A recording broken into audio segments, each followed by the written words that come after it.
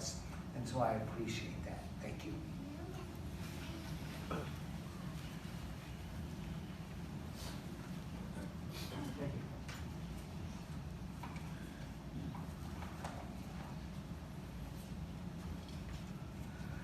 Now, Sue calls us the loud family, so I don't know if I'll actually need this mic, but I'll leave it here, just in case. But I do need my glasses because I thought I put this in the right font, but I think it's still a little bit too small. Hello, everyone. I'm Jerry Wong, and I'm the younger brother of Larry. Before I read the eulogy, I too would like to share a couple of memories and stories about growing up with Larry. As the youngest in a line of 6 siblings, I'm also known as the baby of the family. And as folks know, sometimes the baby can be a little bit self-centered, self-absorbed, and even a giant pain in the butt. And of course, I was no different. There was no doubt that Larry would do anything and everything in his power to provide for his family. He'd literally turn himself into a pretzel if he had to. If it was important to you, it was important to Larry. And as a preteen, probably a big spoiled brat that I was, I thought it was important to me to have a fish aquarium. Couldn't live without it. For heaven's sakes, our family friends and neighbors, the Fongs, had the most spectacular fish aquarium. My best friend David, 2 houses down, had a fish aquarium. I thought for sure that I would require one of equal prominence to display. Of course, if it was important to me, it was important to Larry. And sure enough, Larry brought home the nicest aquarium that money could buy. It was absolutely beautiful. Deep blue rocks, moving water wheel, diver with bubbles, matching fish, blue and red stripes. Absolutely spectacular. I loved that fish aquarium. I loved that fish aquarium for about 5 minutes before I moved on to the next. Have you ever watched or seen somebody clean a water tank? It's a lot of work. And I watched Larry do that a lot. If it was important to you, it was important to Larry. And of course, as I became a teenager, I don't think I was any easier. About this time, I'm now in high school as a junior, 16, newly licensed. I gotta tell you, if I had to catch that godforsaken bus one more day, I would have physically become ill, or violently ill myself. I probably would have died myself. I mean, for heaven's sakes, my good friend James, he got to drive his parents' Nova to school every day. Even Bud got to drive his family's car. My good friend Tommy, his parents got him a Porsche to drive every day. I thought for sure that I should enjoy those same privileges. And of course, Larry always did what he could for his family, regardless of how much effort it took. And sure enough, he gave me his old car to drive to school. It's absolutely hideous. But it was fast. But it was the ugliest car ever. Many of you guys that know Larry remember this car. This is a fast street car, dark green, Oldsmobile 442. It was so ugly, though, that my friends gave it the nickname of Gang Green. Because it was rusted green, and car parts would literally fall off as I was driving down the street. I mean, it's so ugly that I didn't even feel comfortable parking it in the school lot with all my ESAC, fellow students. I had to park it across the street in the residential area across the street from SAC High. Not that first corner spot. 3, 4 cars deep in it. That way nobody saw that ugly car. I wasn't fooling anybody. Everybody knew that it was Jerry Wong's ugly car. One day, my friends and I are trying to fix it up, make it nice. And we find out that we could start the car with a screwdriver.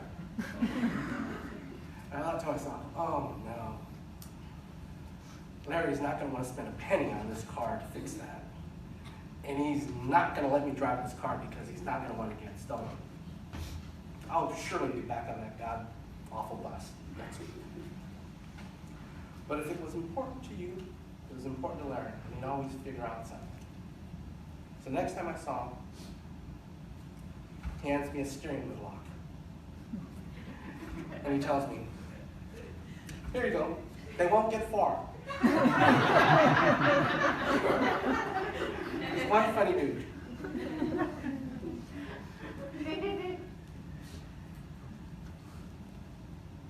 As I think about Larry, it just absolutely breaks my heart. It brings me to such great grief and sadness that I won't get to make new memories with my big brother. But as I look and reflect upon my life's milestones, I realize that Larry is still with me in every aspect of my life, every day and every moment.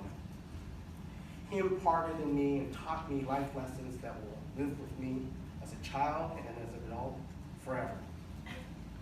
Do for your family before you do for yourself.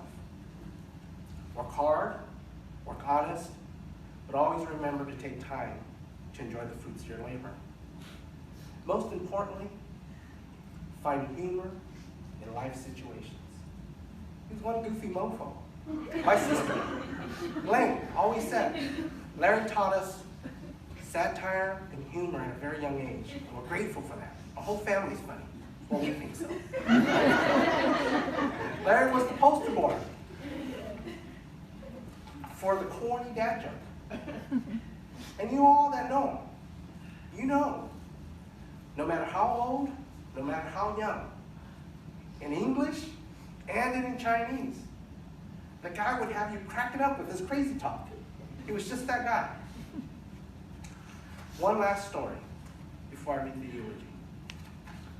Several months ago, Karis told me that she and Fred started a new thing with the kids, that they would let the kids earn points when they did good deeds or completed their chores.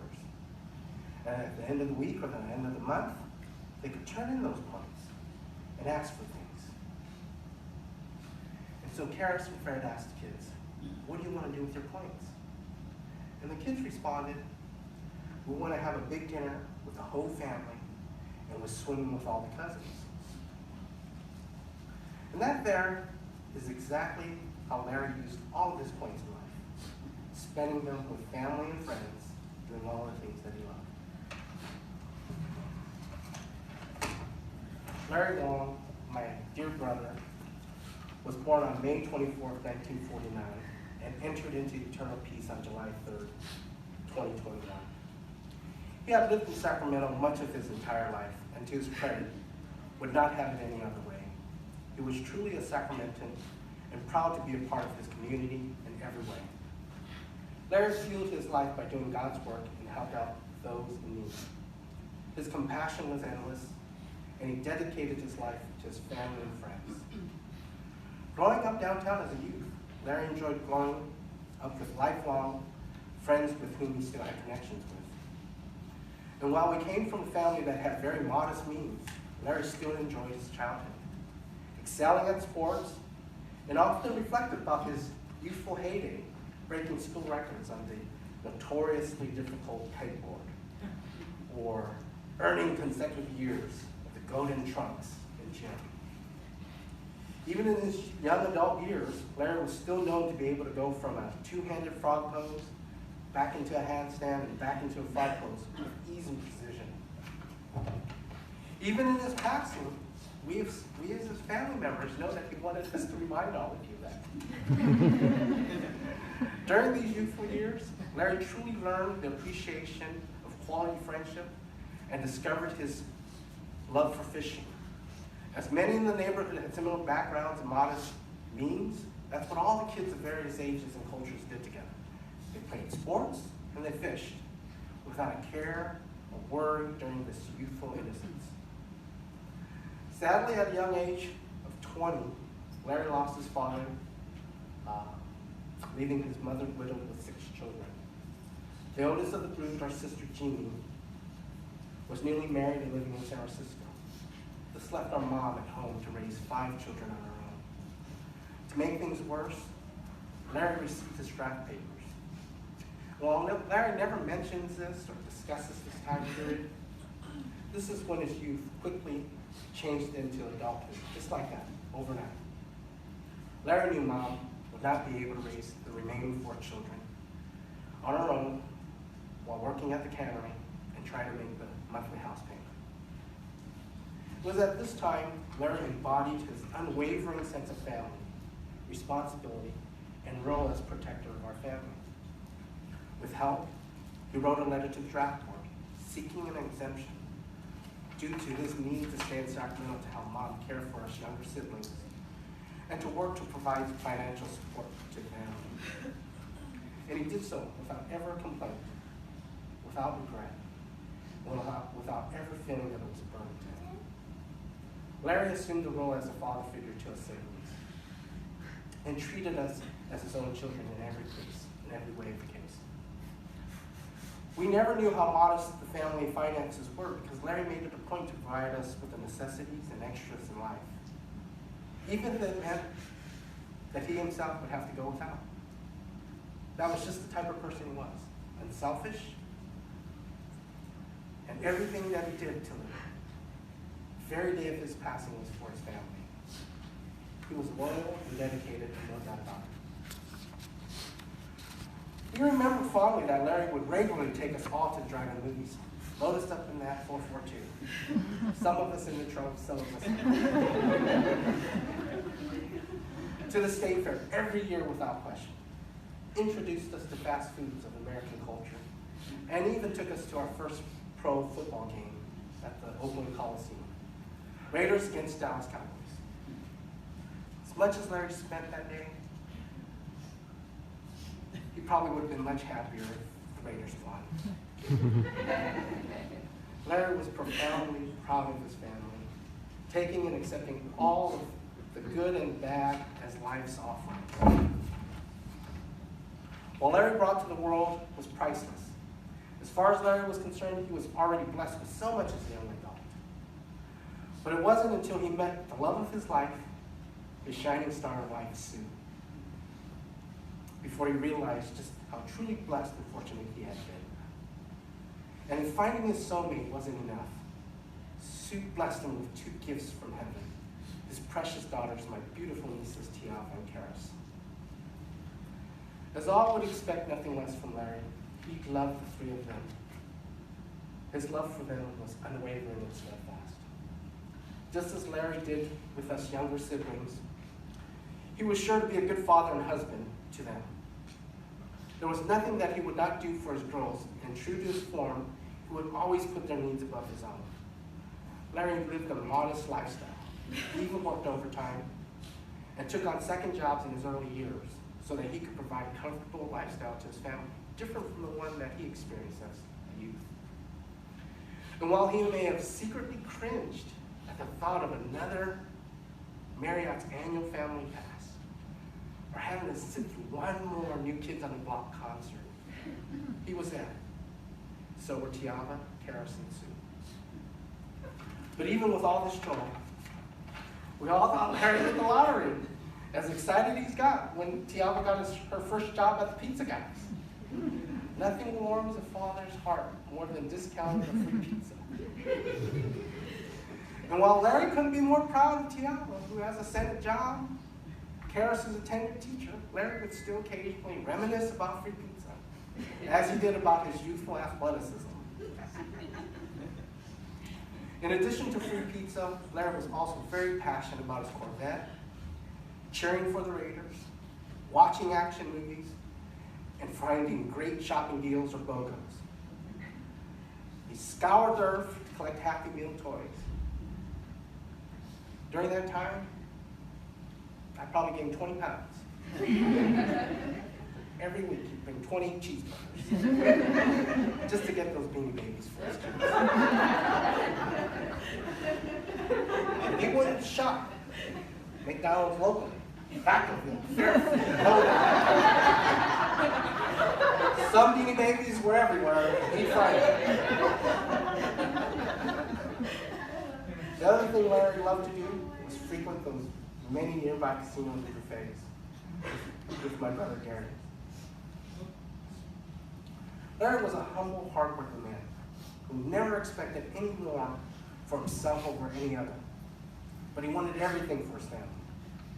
And to see his daughter Karis now continue his legacy of family, and further blessing Larry and Sue with 3 beautiful grandchildren, Bubba, Chunny, and Lammy.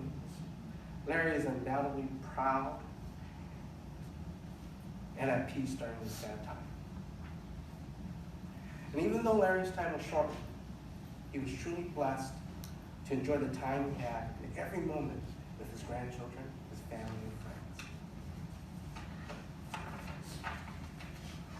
While family and friends will miss Larry immensely, we all take comfort in knowing that his memory lives strong in all of us. We will always appreciate his love for family, friends, life, and regale in his goofy humor. And to his family at Rayleigh's, any friend of Shacky Chan is okay in our book, and is a friend to our family. Thank you so much for your love and support. Our family truly appreciates the thoughtfulness in your prayers. Thank you. I think Tiara, you're going to come up and share a few words.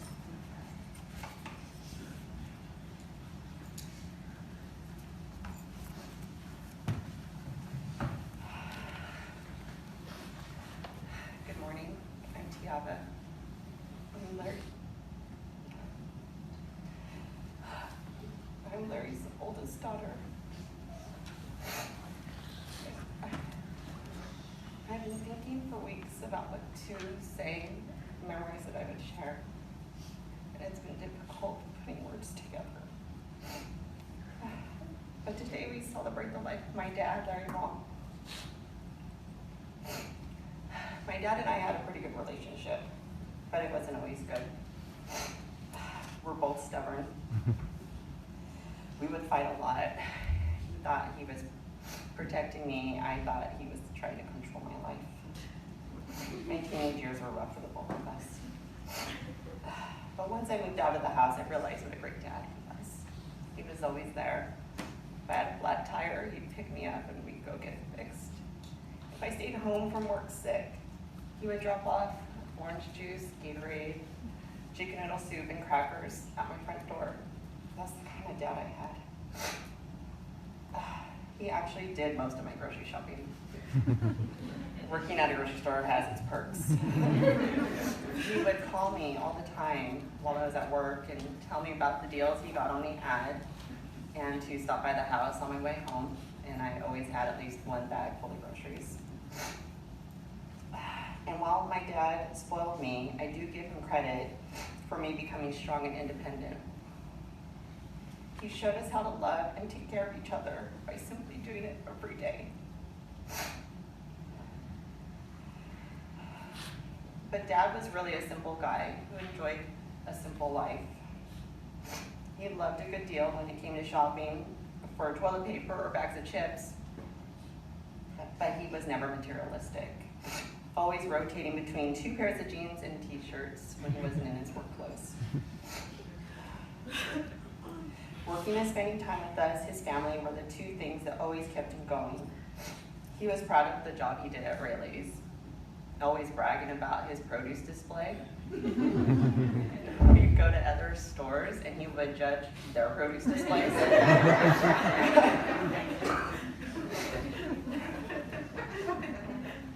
But what I now realize is that he also had another family at Rayleigh's. We have received so much love and support from the people he worked with. One of the nights, my sister and I stayed with Dad at the hospital. We had a really nice conversation with one of his nurses, Jack. We talked about how Dad was still working up until a couple months ago, and that we tried to talk to him about retirement, but he kept putting it off. And we now realize why. We see how much he meant to the people he worked with. Jeff's response to that was that that's all we could hope for. To have a job that we love with people we enjoy and go home to a family. That is a life well lived. Now, you know my dad didn't like to be the center of attention or fussed over, but I believe that he's here with us, listening and watching, and he's pleased with having everyone here today. I am so thankful for all the love and support we've received during this difficult time. Thankful for the kind words and condolences. I hold them close to my heart. This past weekend I had dinner with a good friend of mine who lost her dad about 6 years ago. And as I'm telling her about the last couple months and sharing stories, tears are just rolling down my face. She reminded me that he's worth every tear that I cry. And he is. So please continue to talk about him. Share stories about him. Help keep his memory alive for the grandbabies. And if we cry, it's okay.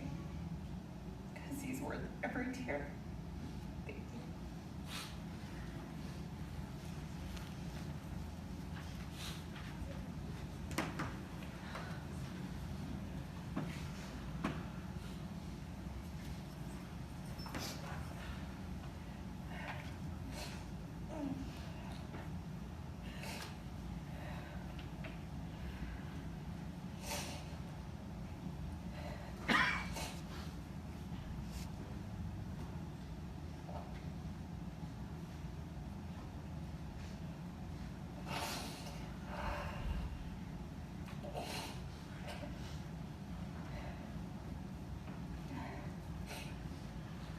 Bottom of our hearts for being here today. I am Karis, for those of you who don't know me, and I'm Larry's youngest daughter.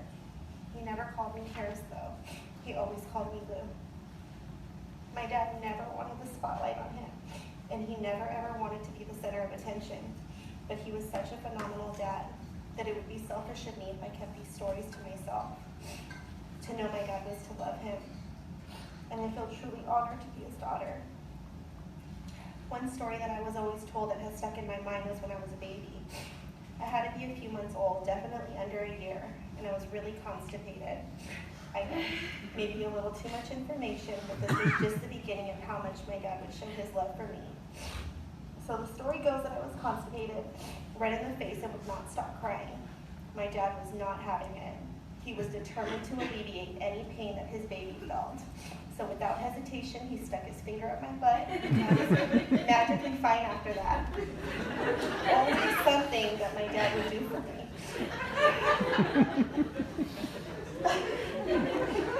A couple of years later, when I was around 2 or 3, my mom and dad took my sister and I to the San Francisco Zoo. At 2 years old, I really wanted to get a Mylar monkey balloon. Whenever getting me a balloon from anywhere, my dad had a magical way to tie the string around my wrist so that it wasn't too tight and could be easily put on or taken off. My mom told me to make sure I didn't take the balloon off of my wrist. But for some strange reason, my dad's magical tying trick didn't work that day, and the balloon flew off of my wrist all by itself. I was in tears. We were already walking back to the car at this point, and my dad, who hated to see me cry, walked all the way back to the front entrance to get me another monkey balloon. As I got a little older and was in elementary school, my dad would ingrain life lessons into my young brain. I remember when I was a young girl, before he would drop me off at school, he would sit on a coffee table that is still in my parents' house, and I would sit across from him on the couch. This is where he would tie my shoes for me, always double knotted and super tight. This was always the time my dad would use to make me street smart. He would quiz me and ask, what do you do if a stranger tries to talk to you? What do you do if they try to grab you? What do you do if they say they know me or mom? My answer, which was always the correct answer, was kick them where it hurts, scream and run. The street smart lessons didn't stop there. Even at the age of 35, my dad would constantly remind me to be aware of my surroundings, not to park next to suspicious vehicles, stay off my cell phone when walking to the car, and to never, ever, ever let anyone follow me home. Because of my dad, I can duck, dodge, and evade people like no other. During the summer, we would spend his days off together, every Thursday and Friday. We would drop my mom off at work in the morning and I would say, Dad, I'm hungry. And he would always say, Lou, when are you not hungry? While driving me to Burger King. And we would sit together inside and I would eat my sausage breakfast sandwich while he drank his coffee, which was always black without cream or sugar. He would tell me what errands we were going to run together for the day, and it was usually just me and him. Since it was the summer, it would always be super hot in the car. I would ask my dad to turn on the AC, and he would ask me if I wanted it on high, medium, or low. If I said low, he would roll the window down just a little. If I said medium, he would roll it halfway down. And if I said high, he would roll it all the way down. But he hardly ever turned on the actual AC. He would take me to a store in Roseville and introduce me to all of his coworkers. He was such a proud dad. Everyone was really nice to me and they would say things like, Larry, your daughter is so pretty. My dad would always say, thank you, she looks just like me. He always laughed at his own jokes. As I got into high school, I remember feeling like I had the strictest and most overprotective dad that ever lived. Even my friends were scared of him. But they could tell you that if I needed a ride or if we needed a ride, he was there. With Jim Boy's tacos and sodas for me and my friends. I remember having a conversation with my dad about what I was going to do after high school. I knew I wanted to be a teacher, and my dad said that him and my mom would pay for my college tuition. Their support was endless. At this time, I also started working, and this is when my dad really taught me how to save. He would tell me to save a certain amount of each check I received and put it in the bank. He taught me the importance of financial stability and to never ever have to depend on anyone else. When I was in college, my dad would pack my lunch before I would leave for school every morning, and he would make my favorite hot green tea. I have never known anyone who could pack a lunch like my dad. He would pack me a sandwich, chips, cherries, grapes, Japanese crackers, an apple, a bagel, water, and Gatorade for one day at school. I would have to carry a grocery bag to hold my lunch. And I could literally feed myself and my friends every day. As any good dad would do, he kept me humble and appreciative by reminding me how good I had it. He would always say to me, you know what I used to have to eat when I was a kid? A mayonnaise sandwich without the mayonnaise. Not only did my dad work overtime, so my sister and I wouldn't have to eat mayonnaise sandwiches without the mayonnaise, but he would let T and I pick out whatever we wanted when we would go grocery shopping together. Keeping us fed and giving us groceries was his love language. I didn't realize it at the time, but my dad truly was a real life hero. He made sacrifices so that we wouldn't have to go without. A testament that is true to his character. Even after Fred and I moved out and were living together, my dad would swing by and drop off bags of groceries to us. This was his way of taking care of us, and we could definitely feel his love. When I became a parent is when I realized why my dad was the way he was.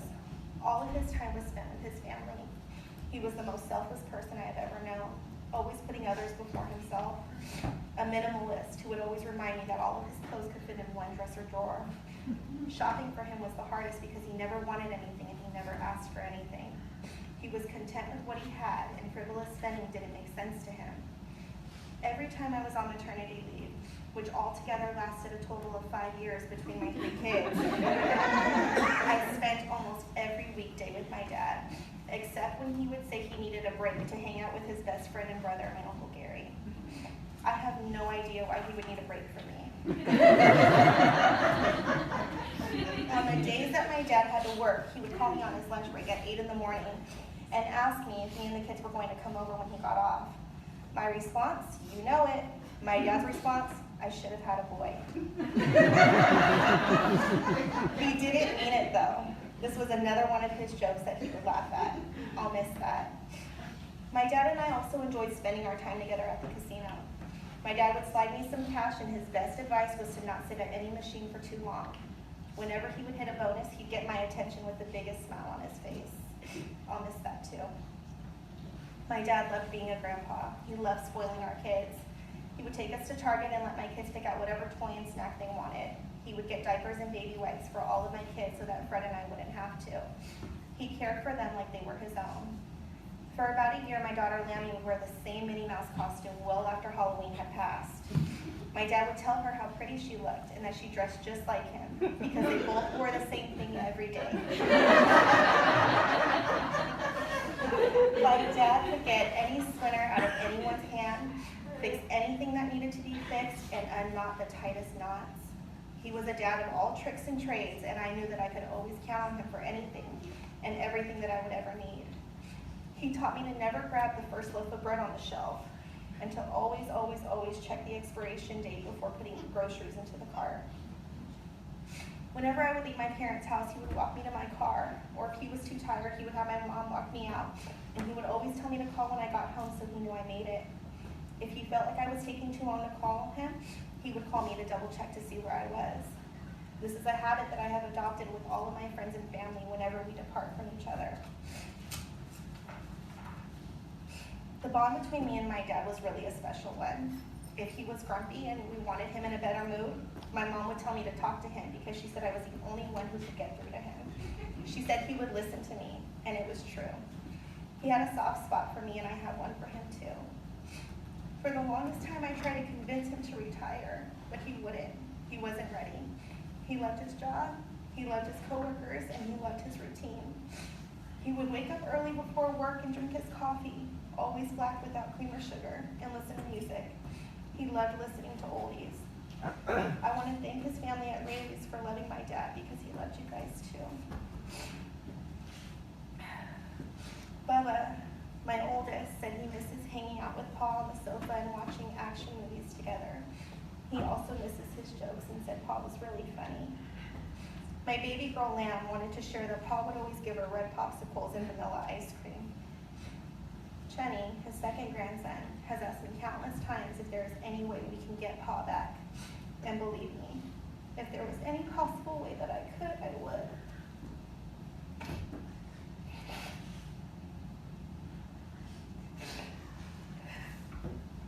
I wish I could have saved him. I would have done anything to save him.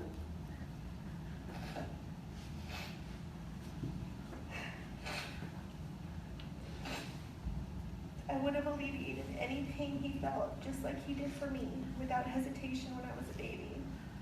You see, he wasn't just a dad to me, and he wasn't just Pa to my kids. He was truly my best friend.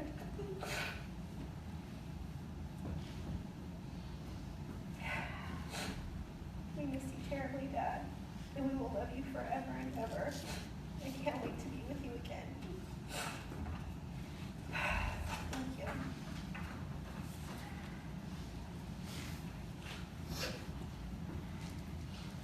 We're going to invite Nicole.